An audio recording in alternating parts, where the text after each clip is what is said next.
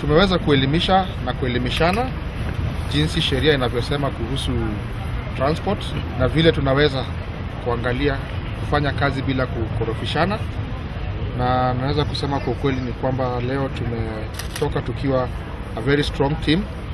Tumeweza kuelewana na ile masaibu yote tunakuwa nayo tumeelewana. Kuanzia leo tutakuwa tunaongea pamoja kwa sauti moja.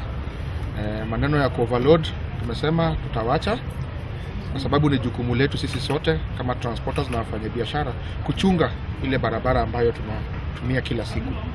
Lori iko na shida.